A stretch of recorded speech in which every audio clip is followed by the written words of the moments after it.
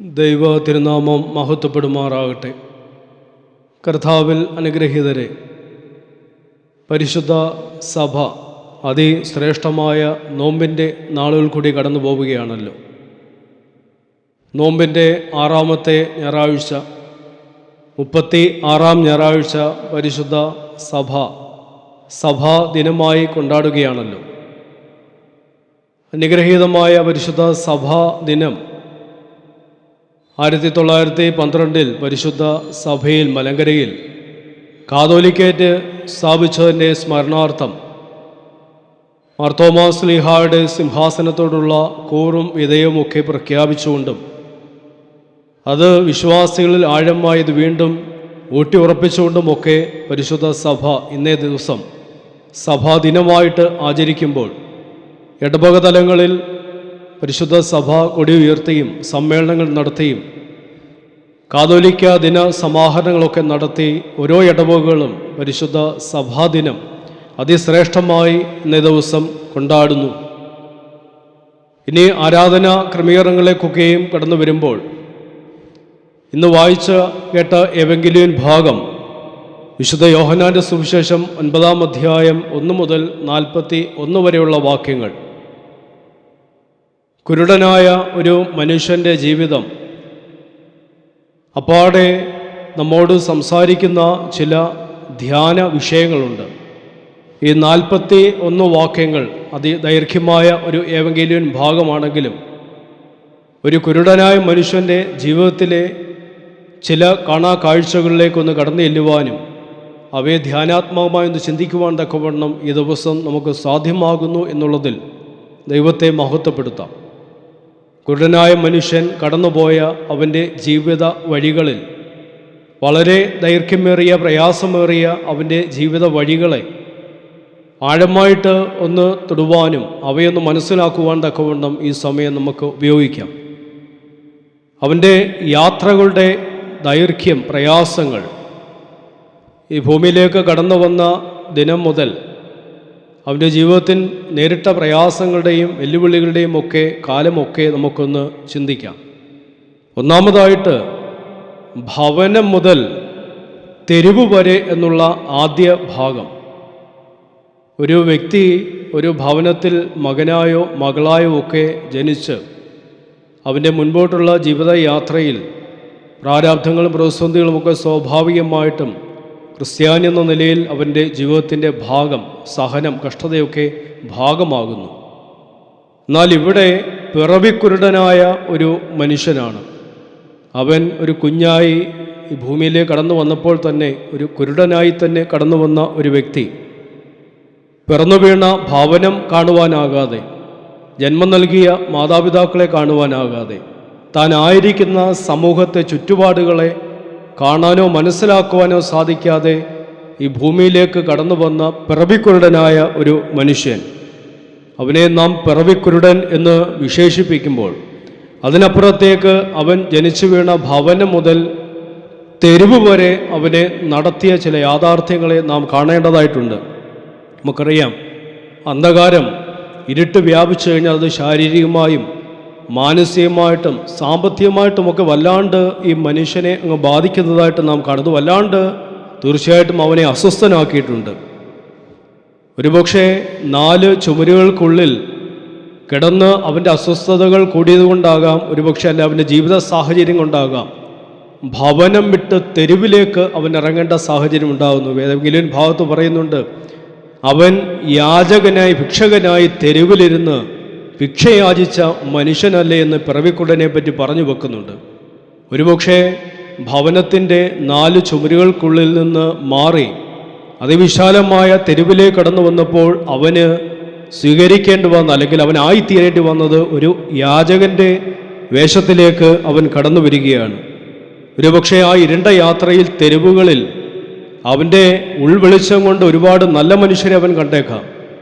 അവൻ നീട്ടിയ യാചകപാത്രത്തിലേക്ക് ഒരുപാട് തുട്ടുകൾ എറിഞ്ഞ നല്ല മനുഷ്യരെ അവൻ്റെ ഉള്ളം കൊണ്ട് അവൻ കണ്ടേക്കാം.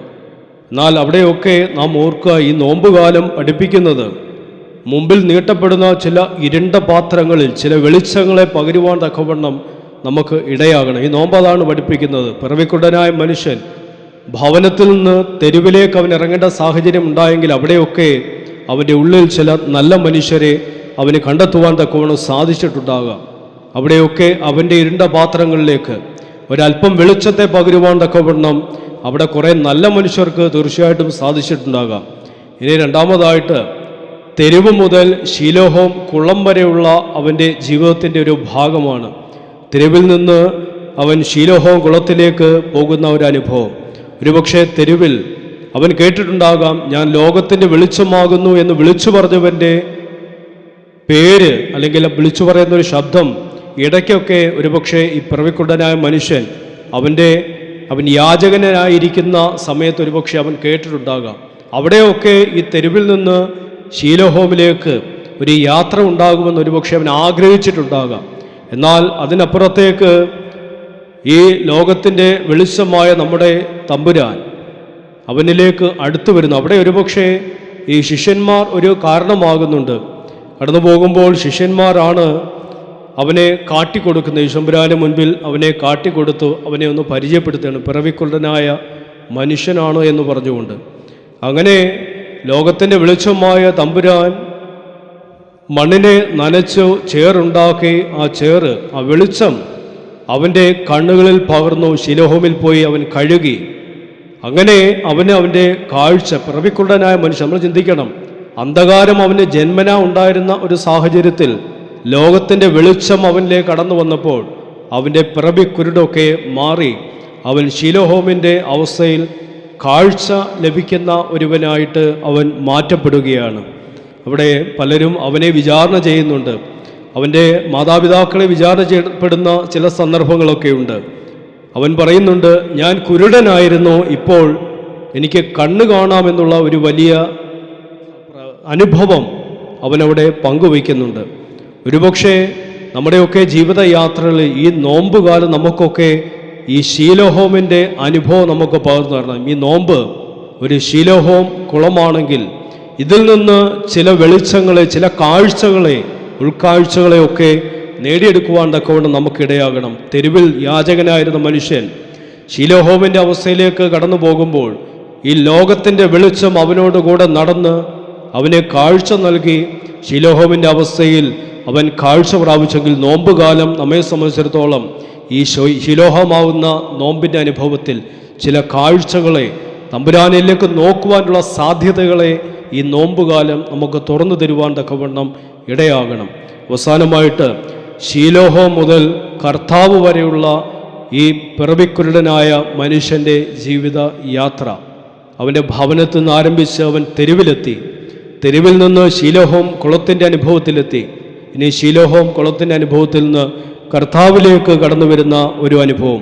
പലതവണ വീണ്ടും വീണ്ടും ഇവൻ മറ്റു പരീക്ഷന്മാരാലും മറ്റു പ്രമാണികളാലും ഒക്കെ ഇവൻ വിചാരണയപ്പെട്ട്, ഇവൻ അവിടെ ഇരുന്ന യാചകൻ ഭിക്ഷക്കാരനല്ലേ എന്ന് പറഞ്ഞ് അവനെ വിശേഷിപ്പിച്ച സന്ദർഭമുണ്ട്. അവൻ്റെ മാതാപിതാക്കളോട്, നിങ്ങളുടെ മകൻ ഇങ്ങനെ ആയിരുന്നു, ഇവൻ കുരുടനായിരുന്നില്ലേ, മാതാപിതാക്കളോട് ചോദിക്കുന്ന സാഹചര്യങ്ങളൊക്കെ ഉണ്ടാകുന്നുണ്ട്. അവിടെയൊക്കെയാണ് ഇവിടെ വേദഭാഗം പറയുന്നുണ്ട്, 34-ാം വാക്യം പറയുന്നുണ്ട്, അവർ അവനെ പുറത്താക്കി കളഞ്ഞു എന്ന് പറയുന്നുണ്ട്. തീർച്ചയായിട്ടും പുറത്താക്കി കളയുന്ന ഒരു അനുഭവം ഉണ്ടെങ്കിൽ അവനിലേക്ക്, അവിടെയാണ് തമ്പുരാൻ്റെ വരവ് വീണ്ടും അവിടെ വേദഭാഗം വെളിപ്പെടുത്തുന്നത്.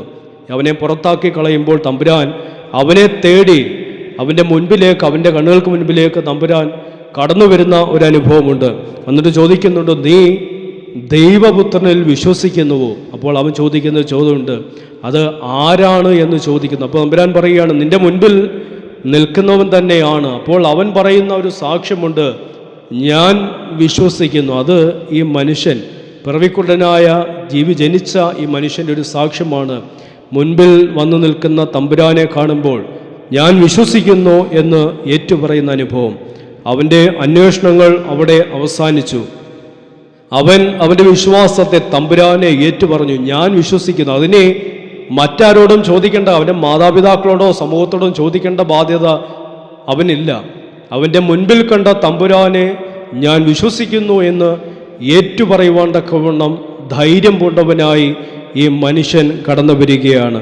ഈ നോമ്പുകാലം അവൻ ആരെന്ന് ചോദ്യത്തിനല്ല പ്രസക്തി, ഞാൻ വിശ്വസിക്കുന്നു എന്ന് ഏറ്റുപറയുന്ന ആ വലിയ സാക്ഷ്യമാണ് നമ്മുടെ ജീവിതത്തിൽ അനുഭവമായി തീരുന്നത്.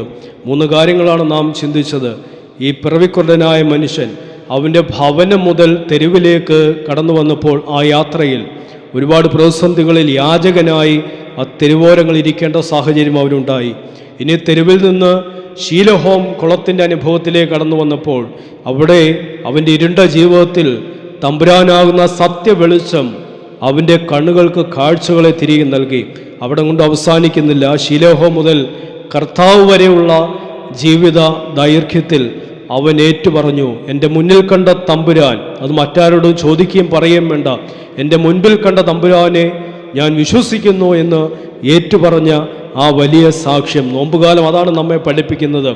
അവൻ ആരെന്ന ചോദ്യമല്ല, ഞാൻ വിശ്വസിച്ച് ഏറ്റുപറയുന്ന എൻ്റെ തമ്പുരാൻ, ഞാൻ ആയിരിക്കുന്ന എൻ്റെ വിശ്വാസം, അതൊന്ന് ഊട്ടിയുറപ്പിക്കുവാൻ തക്കവണ്ണം, ആ വിശ്വാസത്തെ കാത്തു സൂക്ഷിക്കുവാൻ തക്കവണ്ണം ഈ ഞായറാഴ്ച 36-ാം ഞായറാഴ്ച പരിശുദ്ധ സഭാദിനത്തിൽ ഈ പിറവിക്കുള്ളനായ മനുഷ്യനോട് ചേർന്ന് എൻ്റെ വിശ്വാസത്തെ ഒന്ന് ഏറ്റുപറയുവാനും എൻ്റെ തമ്പുരാനെ ഒന്ന് കാണുവാനും എൻ്റെ ഉൾക്കാഴ്ചകളെയും പുറംകാഴ്ചകളെയും ഒക്കെ തമ്പുരാനിലേക്ക് ക്രമപ്പെടുത്തുവാൻ തക്കവണ്ണം ഈ അനുഗ്രഹീതമായ ദിവസം നമുക്കിടയാകട്ടെ എന്ന് പ്രാർത്ഥിക്കുന്നു.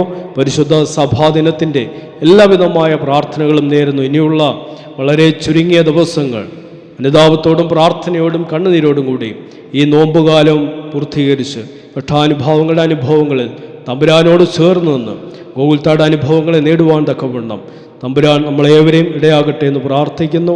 എല്ലാവരെയും ദൈവം തമ്പുരാൻ വാഴ്ത്തി അനുഗ്രഹിക്കുമാറാകട്ടെ. ആമേൻ.